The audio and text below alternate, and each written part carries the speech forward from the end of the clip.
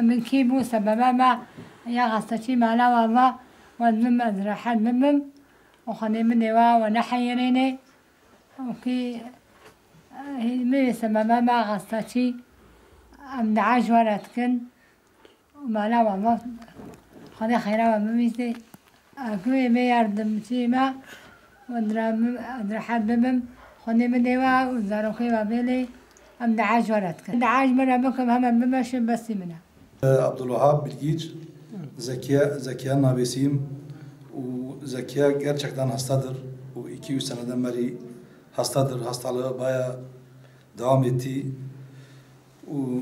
Ümit ediyoruz ki inşallah iyileşir. Bir tedavisi görülür. Maddi durumları biraz iyi değil. Herkes komşulara da sorabilirsiniz. Herkes de biliyor. Lavaboya gidemiyor. Eşi olmazsa lavaboya gidemiyor. Ona bir tekerlekli sandalye getirseniz iyi olur. Yardımlar sağ olasın, Allah razı olsun. Yardımlar geliyor. Çok şükür kaymakam bey olsun, diğer arkadaşlar olsun. Yardımları da bulunmuşlardır. Allah razı olsun onlardan. Gerçekten eşi de mağdur oldu. Kaç yıldan beri onunla ilgileniyor sağ olasın. Şu anda işsizdir. Ona bir maaşa bağlasalar iyi olur. Maddi durumları bildiğiniz gibi yoktur, zayıftır, düşüktür. Bu evi aldılar, borçla aldılar. Taksitleri zor. Biz kendi aralarımızda biraz para ona toparladık. Kendi taksitleri ödüyor. Yani zor durumda bir aile. Sivil toplum kuruluşlarından Allah razı olsun. Gerçekten yardımları oldu. Devletimiz de sağ olasın biraz yardımda bulundu. Daha da yardımcı olursa da daha iyi olur.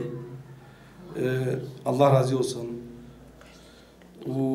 Kim yardım ediyorsa da yine Allah ondan razı olsun.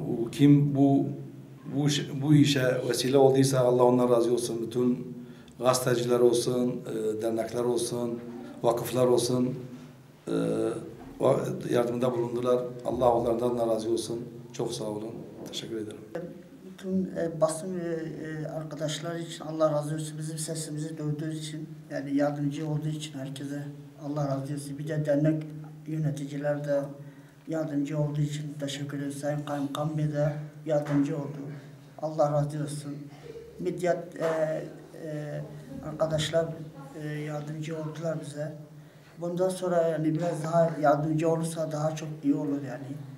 Yani bizim sıkıntımız yani bu evimiz elimizden gitmesin. Hem maddi durumda yani yardımcı olursa çok iyi olur. Doğrudur yani yardımcı oldular yani bize biraz rahatlattılar arkadaşlar.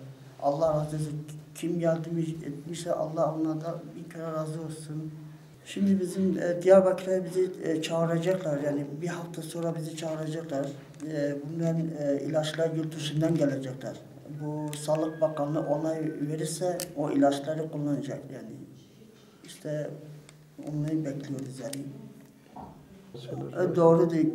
Kendisi yürümüyorduğu için zorla onu taşıyorum onu. O konuda olursa iyi olur. Tekerlekli sandalye bir tane lazımdır bize yani.